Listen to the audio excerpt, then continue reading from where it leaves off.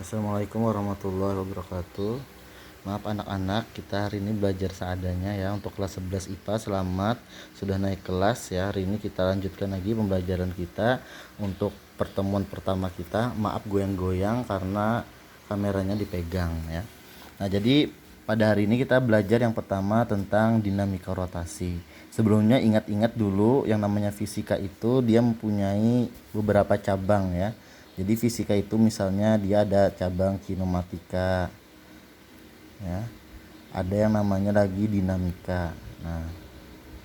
Nah, dinamika ini ada dua ya, ada dinamika translasi dan ada dinamika rotasi ya. Rotasi. Nah, dinamika translasi ini berhubungan dengan gerak ya, gerak. Yang namanya dinamika itu kan adalah memerhatikan penyebab benda itu bisa bergerak. Kalau kinematika kan tanpa memerhatikan kenapa benda tersebut bisa bergerak. Misalnya kan yang namanya dinamika itu kenapa benda itu bisa bergeser, misalnya dari posisi ini ke posisi ini misalnya ya. Nah, dari posisi A ke posisi B misalnya, sejauh S misalnya, karena adanya gaya yang mendorong. Nah, itu berarti dinamika. Nah, ini adalah dinamika pada gerak lurus, artinya dinamika translasi. Karena dinamika translasi itu mempelajari tentang gaya pada lintasan lurus. Maksudnya ya bukan pada gerak melingkar gitu. Nah, tapi kalau rotasi ini kan berarti dia berputar ya, berputar. Nah, kali ini kita akan belajar tentang dinamika rotasi ya. Nah, dinamika rotasi. Nah, dinamika rotasi. Dinamika rotasi ini ada hubungannya dengan yang namanya momen gaya ya. Kalau kita pada translasi itu mengenal yang namanya gaya, maka pada dinamika rotasi kita mengenal yang namanya tau atau momen gaya ya. Ini namanya momen gaya ya. Nah, momen gaya. Selanjutnya kalau kita mengenal ya ada percepatan, maka rotasi ini kita mengenal ada namanya percepatan sudut ya. Ini namanya percepatan sudut. Nah, selanjutnya yang namanya momen gaya itu merupakan hasil kali antara gaya dengan D ya, dengan D. Nah, ini jadi momen gaya. Ya, jadi momen gaya ini artinya momen gaya ya. Momen gaya satuannya adalah Newton meter. Kalau ini adalah gaya ya, satuannya Newton. Kalau ini adalah lengan ya, satuannya meter. Nah, seperti itu. Kalau kita misalnya mempelajari ini nih, misalnya ada di buku kalian, boleh kalian lihat ya. Nah, yang boleh kalian lihat di sini, ini ada gaya ya kan. Nah, di sini ada theta ya, theta atau sudut. Nah, yang mana sudut ini kalau misalnya kita belajar sin demi ya kan, ini theta, sin depan per miring ya kan, sin depan per miring.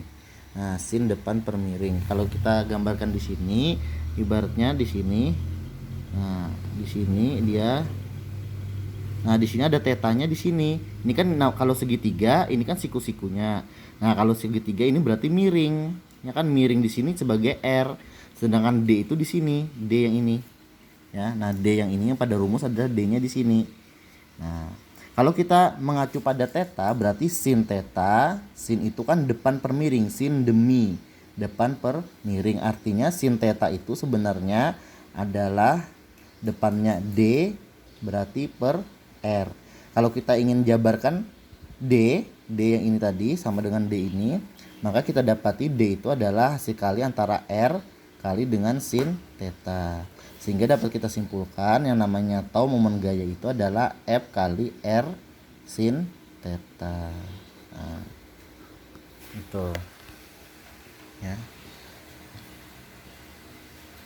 Nah, selanjutnya ya yang namanya sin theta itu adalah sudut apit ya, itu sudut apit antara R ya, antara R.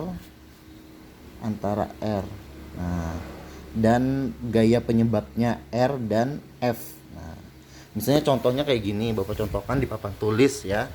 Nah, misalnya ini adalah contoh gerak rotasi ya, yang nyata. Misalnya kita mendorong seperti ini, tegak ya kan. Ini tegak lurus dengan R. Yang namanya R itu adalah lebar pintu ini. Nah, jadi R itu dari sini sampai ke sini itu namanya adalah R. Sedangkan yang namanya F tadi gaya yang kita berikan pada pintu ini. Nah, yang namanya nilai maksimum itu apabila dia membentuk sudut 90 seperti ini. Coba kamu pikirkan, kayak mendorong pintu kayak gini sama kayak gini misalnya agak mereng ya, tidak 90 artinya lebih besar daripada 90. Ini maka akan ini lebih susah mendorongnya daripada seperti ini. Nah, ini jadi paling enak ini seperti ini mendorongnya. Atau misalnya seperti ini, sudutnya kurang dari 90 derajat. Sudut antara gaya dan antara R pintu ini. Ini juga akan lebih susah. Nah, jadi paling mudah itu maksimumnya seperti ini. Nah, seperti ini ya. Jadi dia harus tegak lurus antara gaya dengan R atau dengan lebar pintu ini. Maka kita akan memudahkan atau pintu ini akan mudah bergerak secara rotasi seperti ini ya kan. Nah, itu contoh konkretnya. Ya, jadi kalau misalnya kita ambil yang nilai maksimum tadi, maka momen gaya itu adalah F kali R sin tetanya 90. Berarti F kali R sin 90 kan adalah 1. Nah, ini adalah nilai maksimumnya. Max ya. Nah, itu untuk momen gaya ya. Dan momen gaya ini ingat ya, dia adalah besaran vektor ya. Momen gaya itu besaran vektor, jadi dia mempunyai arah. Nah, selanjutnya ada lagi yang namanya momen inersia ya. Momen inersia itu artinya bagaimana ukuran kesulitan atau sulit tidaknya suatu benda itu untuk bergerak secara rotasi ya. Jadi yang namanya benda bergerak rotasi itu dia akan mempunyai momen inersia. Kalau kita mengenalnya pada gerak lurus itu ada yang namanya massa ya. Massa. Ini adalah pada gerak lurus atau translasi. Tapi kalau untuk momen inersia, dia sebenarnya analoginya dari massa ini.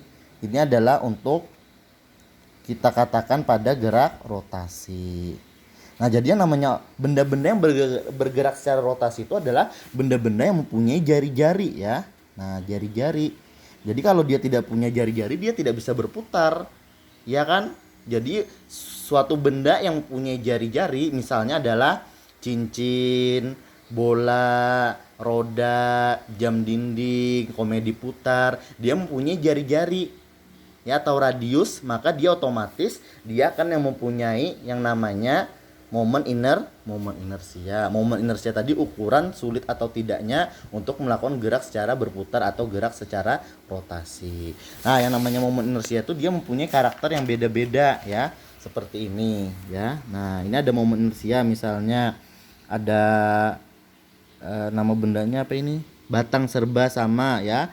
Nah, habis itu ada yang namanya silinder dan sebagainya, dia mempunyai karakter masing-masing. Dan yang perlu kalian ingat yang namanya momen inersia itu dia tidak mempunyai arah, sehingga dia dikatakan besaran skalar bukan besaran vektor ya. Nah, seperti itu. Itu materi untuk hari ini lagi, nanti Bapak sambung lagi sebagai contoh soalnya ya. Terima kasih.